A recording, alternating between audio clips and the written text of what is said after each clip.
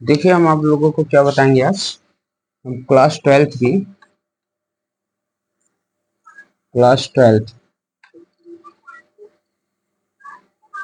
Physics बताएंगे। ICSE ISC board की। ठीक है, फिजिक्स का पहला लेसन पढ़ाएंगे आप लोगों को। देखिए चैप्टर 1 पढ़ाएंगे जिसमें इलेक्ट्रिक चार्ज एंड फील्ड्स है। ठीक है, तो फर्स्ट टॉपिक है इलेक्ट्रिक चार्ज, सेकंड टॉपिक है इलेक्ट्रिक फील्ड्स। ठीक है, इसमें देखिए कितने स्टडी टॉपिक है, आइए देखते हैं। फर्स्ट आपका इलेक्ट्रिक चार्ज है, सेकंड आपका कूलम्ब्स लॉ है, और थर्ड आपका क्या है, प्रिंसिपल ऑफ सुपरपोजिशन। फिर फोर्थ है इलेक्ट्रिक डाइपोल, फिफ्थ है इलेक्ट्रिक फील्ड, फिर सिक्स है एप्लीकेशन ऑफ गॉस लॉ, और सेवेंथ है इलेक्ट्रिक फ्लक्स क्या होते हैं, और 8 है गॉस थ्योरम क्या होते हैं। तो आप राइट करें फर्स्ट।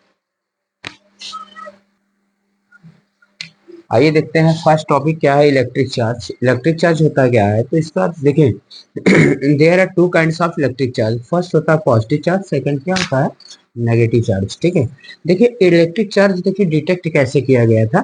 देखिए एक इलेक्ट्रोस्कोपिक मतलब गोल्ड लीफ लिए थे, गोल्ड का लीफ लेकर उससे डिटेक्ट किया गया था कि इलेक्ट्रिक चार्ज क्या होते हैं, कैसे होते हैं। ठीक है तो पूछेगा इलेक्ट्रिक चार्ज बताइए किससे डिटेक्ट किया गया था, तो गोल्ड लीफ से, इलेक्ट्रोस्कोपिक गोल्ड लीफ इलेक्ट्रोस्कोपिक से किया गया था इलेक्ट्रिक चार्ज का डिटेक्ट। ठीक है, अब देखिए पूछेगा एसआई यूनिट क्या होता है इलेक्ट्रिक चार्ज का, कूलम्ब होता है। देखिए लाइक चार्जेस जो होते हैं, जैसे हम कह दें कि प्लस प्लस, अगर प्लस प्लस की बात करें या माइनस माइनस की बात करें तो एक दूसरे को क्या करेंगे, रिपेल करेंगे। क्या करेंगे, रिपेल करेंगे, दूर भगाएंगे। और अगर प्लस माइनस है या माइनस प्लस है तो एक दूसरे को क्या करेंगे, अट्रैक्ट करेंगे। क्या करेंगे, अट्रैक्ट करेंगे। ठीक है, अट्रैक्ट करेंगे। तो राइट कर, देखिए यहाँ हम आपको बताएंगे कॉन्टिन्यूअस चार्ज डिस्ट्रीब्यूशन क्या होता है।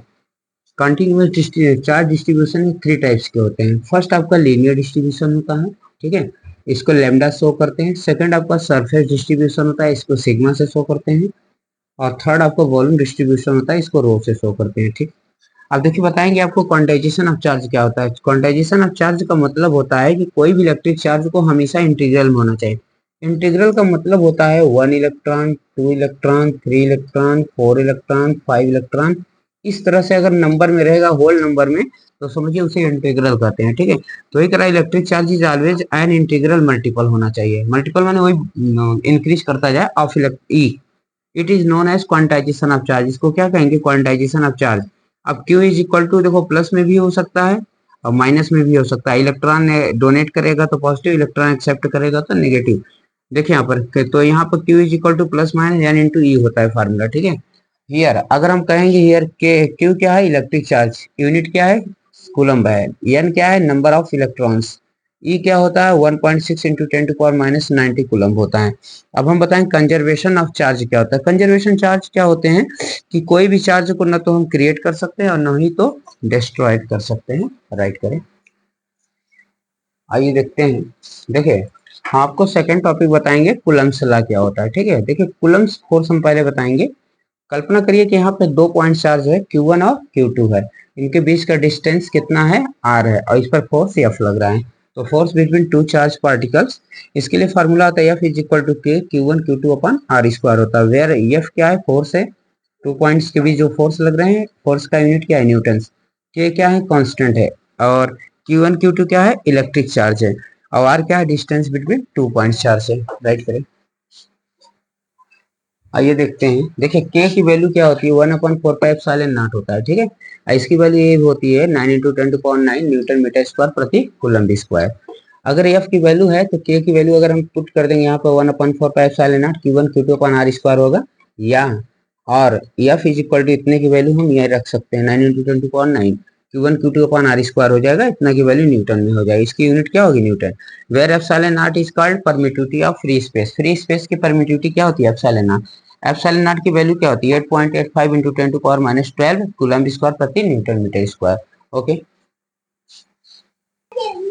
देखिए इफेक्ट ऑफ मीडियम की बात करें तो F is equal to 1/4 epsilon होता है। एप्सिलॉन नॉट नहीं है, एप्सिलॉन होता है।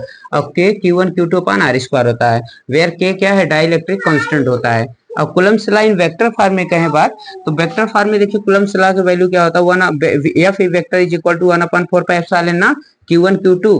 अब देखिए R वेक्टर अपान R होता है इज इक्वल टू R की वैल्यू होती है, ठीक है यहाँ पे। तो अगर हम इसकी बात करें तो अगर वेक्टर फॉर्म में करना चाहे तो इसका एक R और आएगा, स्क्वायर था तो क्यूब हो जाएगा और R वेक्टर रहेगा, तो ये हमारा क्या है वेक्टर फॉर्म है, ठीक है। R कैप की वैल्यू होती है R vector mod of R, ठीक है, मॉड ऑफ R वेक्टर भी कर सकते हैं, ठीक है। तो इसी की वैल्यू हम वेक्टर फॉर्म में रखने के लिए R क्यूब कर दिया, R वेक्टर कर दिया, ठीक है। राइट करें।